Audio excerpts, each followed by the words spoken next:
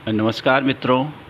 मैंने आप लोगों से कहा था ना एक वीडियो में कि चुनाव आने वाला है और आप एक से बढ़कर एक ड्रामा देखेंगे, एक से बढ़कर एक कला देखेंगे इन राजनीतिक दलों का।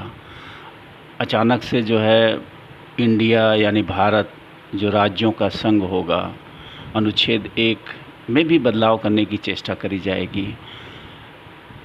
अचानक से जो है मोदी जी को याद आ गया कि वन नेशन वन इलेक्शन इस देश की बहुत बड़ी ज़रूरत है। इसके बिना देश चल नहीं पा रहा, देश का बड़ा धन जो है बर्बाद हो रहा है। तो इस तरह के ढेर सारे ड्रामे अभी तो शुरुआत है। आप देखते जाइए आगे कि सत्ता के लोभ में, सत्ता की लालच में ये नेता क्या क्या कला दिखाते हैं। जब ये विपक्षी गठबंधन ने अपने गठबंधन का नाम इंडिया रखा था, तब भी मैंने आपत्ति की थी कि ये नाम गलत रखा गया, ये नाम नहीं होना चाहिए। और विपक्षी गठबंधन के इंडिया नाम रखने का दुष्परिणाम है कि आज जो है सत्ताधारी दल जो है उसके काट के लिए इंडिया को ही हटा रहा है और गठबंधन अब कह रहा है कि हम अपना नाम बदल के भारत कर लेंगे। मतलब ये मतलब निचले स्तर की राजनीति आपको देखने को मिल रही है, दोनों तरफ से, पक्ष और विपक्ष दोनों तरफ से। और उसका कारण ये है कि सत्ता पक्ष जिस कॉन्फिडेंस में पिछली बार था उस कॉन्फिडेंस में नहीं है। उसकी चूलें हिली हुई हैं, जड़ें हिली हुई हैं।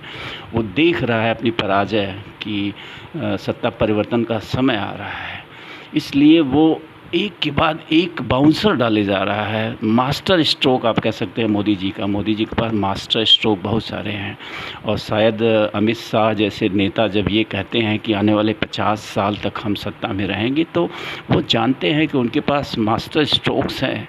ऐसी ऐसी बाल हैं जिन बाल को कांग्रेस नहीं कभी फेंक पाई। उन बाल को उन्होंने बचा के छुपा के रखा था, शायद भाजपा वालों के लिए ही, और वो उन गेंदों का एक एक करके इस्तेमाल करने से बाज नहीं आएंगे। और आप देख रहे होंगे कि इस बार सत्ता पक्ष अपने आप को थोड़ा सा कमज़ोर महसूस कर रहा है, तो एक के बाद एक बाल फेंके जा रहा है। तो कुल मिला के मेरा कहने का मतलब है कि ये राजनीतिक पतन जो है चरम पे है और 2024 में आप देखते जाइए कि ये कितने चरम पे जाता है। अभी ईश्वर करें कि कहीं ये युद्ध वगैरह न करा दें लोग, तो देश की बहुत बड़ी हानि होगी। तो मेरा कुल कहने का मतलब है कि जो गुलामी के प्रतीक हैं वो मिटने चाहिए, इसमें कोई बुराई नहीं है। मैं भी सहमत हूँ कि जितने भी गुलामी के प्रतीक हैं वो मिटने चाहिए। इसलिए मैं इंडिया, वो जो संविधान का अनुच्छेद इंडिया यानी भारत है, उसमें से इंडिया हटाने का समर्थन भी करता हूँ, विरोध भी करता हूँ। समर्थन इसलिए करता हूँ कि निश्चित रूप से भारत ही इस देश का नाम भारत ही रहा है। इस देश के आज आसपास के जो 10-15 देश हैं सब कभी अखंड भारत ही हुआ करते थे, उसका नाम भारत ही था, इसमें कोई संदेह नहीं है और भारत ही रहना चाहिए। लेकिन इंडिया यानी भारत भी कहने में कुछ भी बुराई नहीं थी। अंतर्राष्ट्रीय स्तर पे हमारी पहचान इंडिया के रूप में है। हमारा जो रुपया है, इस नोन एज उस पर एक शपथ पत्र होता है कि आई प्रॉमिस टू पे द बियरर सम ऑफ फला रुपीज़। ये रिज़र्व बैंक गारंटी देता है। कौन देता है? रिज़र्व बैंक ऑफ इंडिया, न कि रिज़र्व बैंक ऑफ भारत। तो दोनों एक दूसरे के कह सकते हैं पूरक हैं, इनमें कोई अंतर नहीं है। तो इस दृष्टि से देखा जाए तो ये जो इंडिया नाम हटाने का ये प्रोपोगंडा जो है, ये जो प्रयास है, ये जो प्रयास का सरकार पूरी मंशा बना चुकी है और ढेर सारे दस्तावेज जो राष्ट्रपति का निमंत्रण पत्र आया उस पर प्रेसिडेंट ऑफ भारत लिखा गया है। तो कहाँ से इंडिया हटाओगे भाई आप? पूरे विश्व में जो पहचान हमारी आज है, इंडिया इंडिया इंडिया ही है। तो अच्छा भी है, बुरा भी है। समय तो एकदम बुरा है। और रही बात अब वन नेशन वन इलेक्शन, निश्चित रूप से ये देश की एक ज़रूरत है। मैं हमेशा से इसका समर्थन करता रहा हूँ कि वन नेशन वन इलेक्शन होना चाहिए। इसके कई सारे फ़ायदे हैं, सबसे बड़ा फ़ायदा तो ये है, आप अपने प्राइम मिनिस्टर को देख लीजिए। आपका प्राइम मिनिस्टर, अगर उसके पूरे कार्यकाल की गणना करी जाए तो इस 10 सालों में उस व्यक्ति ने 5 साल सिर्फ चुनाव प्रचार में बिता दिए हैं। ये फैक्ट है, अगर आप गणना करें तो सिर्फ चुनाव प्रचार इस राज्य में, उस राज्य में, उस राज्य में। क्योंकि भारत जो है राज्यों का संघ है और किसी न किसी राज्य में हर साल चुनाव लगे हुए हैं। 2-3, कम से कम 2-3-4 राज्य ऐसे होते ही हैं जहां हर वर्ष चुनाव होते हैं। और हमारे प्रधानमंत्री जी, प्रधान सेवक जी या परिवार के मुखिया जी, ये चुनाव जीवी व्यक्ति हैं। चुनाव प्रचार में इनको शायद सबसे ज़्यादा आनंद आता है। अगर उनके आप क्रियाकलापों को देखें तो मैं दावे से कह सकता हूं कि इस व्यक्ति की जो सबसे पहली पसंद है वो चुनाव प्रचार है, यानी भीड़ जुटाना और भीड़ जुटा के जो है पूरा एक माहौल बनाना, ये इनकी सबसे पसंदीदा कृत्यों में से एक है। एक क्या, मैं समझता हूँ सबसे पसंदीदा कृत्य है। तो सबसे पहले तो इसी पे अंकुश लगेगा। और बात ये है कि 2014 से आज तक आप कहाँ सोए थे? बार बार आप कहते रहे हैं, मंचों से इन्होंने कहा भी है, 15 अगस्त, 26 जनवरी जैसे मंचों से, लाल किले के प्लेटफॉर्म से भी इन्होंने बार बार कहा है कि ये देश की आवश्यकता है, इस पर विचार होना चाहिए। तो आखिर विचार करने से कौन मना कर रहा था 10 साल तक?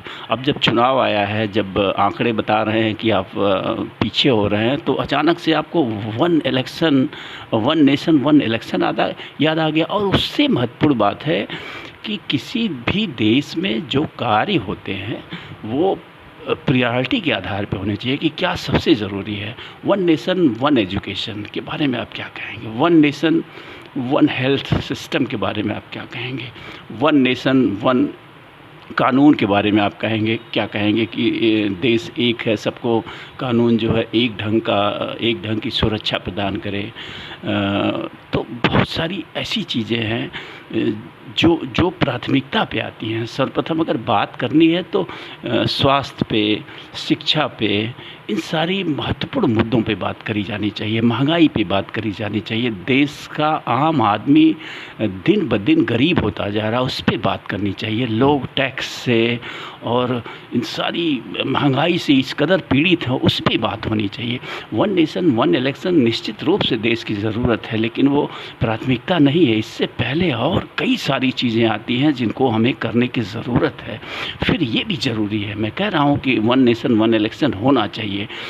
देश को इस 12 महीने के चुनावी माहौल से बाहर निकालने की ज़रूरत है। मेरा तो यहाँ तक कहना है, मैंने बार बार इस पर पोस्ट भी लिखी है, मैंने इस पर वीडियो भी बनाई है कि 5 साल में सिर्फ लोकसभा विधानसभा ही नहीं, बल्कि ऐसे एग्जाम्पल है। स्वीडन एक देश है जहाँ सारे चुनाव एक बार में ही संपन्न करा लिए जाते हैं। वहाँ 4 साल पे चुनाव होते हैं और 4 साल में एक बार चुनाव होता है। उनके जितने भी चुनाव हैं, राष्ट्रपति, प्रधानमंत्री से लेके जो पंचायत वगैरह के चुनाव हैं, सब संपन्न करा लिए जाते हैं। तो इसी तरह का भारत में भी होना चाहिए कि हर 5 साल में अब 2-3 महीने को चुनावी मंथ मान लो, डिक्लेयर कर दो कि ये मंथ चुनावी मंथ रहेंगे। इस मंथ में कोई विकास कार्य नहीं होगा, कुछ भी नहीं होगा। सिर्फ और सिर्फ जितने भी तरह के चुनाव हैं वो सब संपन्न करा लिए जाएं। एक उत्सव की तरह उसे मनाइए, चुनावी मेला उसे कहिए आप। और उसके बाद फिर 5 साल तक इस देश में कोई चुनाव नहीं होना चाहिए और सब लोग ईमानदारी से और कर्तव्य निष्ठा से अपने काम करें। तो इससे बहुत सारा समय बचेगा। आप देखें आज प्रधानमंत्री, गृह मंत्री, तमाम मंत्री, अभी मैं एग्जांपल दूं, आजमगढ़ में मऊ में एक घोसी का उपचुनाव था। पूरा महकमा जो उत्तर प्रदेश सरकार का था, पिछले मैं महीने भर से देख रहा हूं, कुत्तों की तरह दौड़ रहे हैं सारा काम छोड़ के, ये एक उपचुनाव के लिए मात्र। तो इसी तरह से पूरे देश में हो रहा है। तो one nation one election is not a bad idea, it is very good idea. But where Narendra Modi was sleeping for 10 years। 10 साल कहाँ थे आप? क्यों नहीं याद आई आपको इस बड़े महत्वपूर्ण मुद्दे की? तो मेरा कहने का तात्पर्य है कि ये पूरा चुनावी स्टंट चल रहा है इस देश में। इस देश में न तो पक्ष और न तो विपक्ष, कोई भी राष्ट्र के प्रति नहीं सोच रहा। सब के सब कैसे सत्ता मिल जाए, कैसे सत्ता पे बने रहें, इसके अलावा इनके दिमाग में कुछ नहीं चल रहा है। सब सत्ता लोभी हैं, चाहे वो कोई भी हो। मैं सबको आरोपित कर रहा हूँ इसमें। और फिर मैं अंत में घूम फिर के यही आऊँगा कि दोषी कौन? Who is the responsible for all this?